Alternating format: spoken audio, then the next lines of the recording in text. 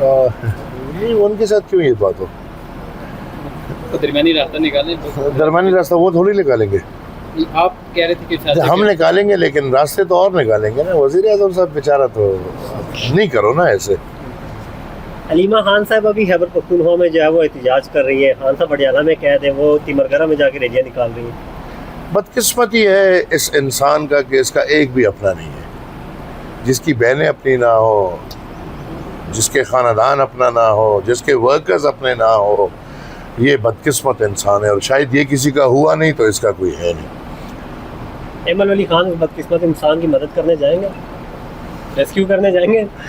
یار یہ ہمارا ہم کوئی سپر مین یا اسپائڈر مین نہیں ہے, بلکہ پاکستان کا آئین ہے, قانون ہے. جس آئین اور قانون کے تحت چرچے ہوئے ہیں, تخت پہ بٹھایا گیا ہے, تو یہ پاکستان میں ایک نام ہے کہ یہاں تخت سے تختہ اور تختے سے تخت یہ چلتا رہتا ہے. کے پی گورنمنٹ پختونخوا گورنمنٹ منفرد صحافیوں کو ٹور پر لے کر گئی ہیں. رات کو ڈی جی پولیس آئی جی پولیس نے پریس کانفرنس کی. اس میں انہوں نے کہا کہ ہمارے پاس وسائل نہیں ہے, سہولیات نہیں ہے, جبکہ ہم فرنٹ لائن پہ فورسز کے ساتھ دہشت گردی کے خلاف لڑ رہے ہیں.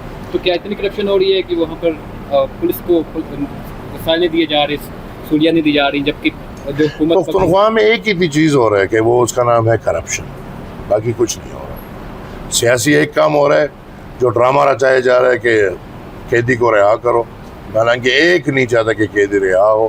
ہم اگر چاہ بھی لیں کہ رہا ہو, پی ٹی آئی والے نہیں چاہتے کہ یہ رہا ہو.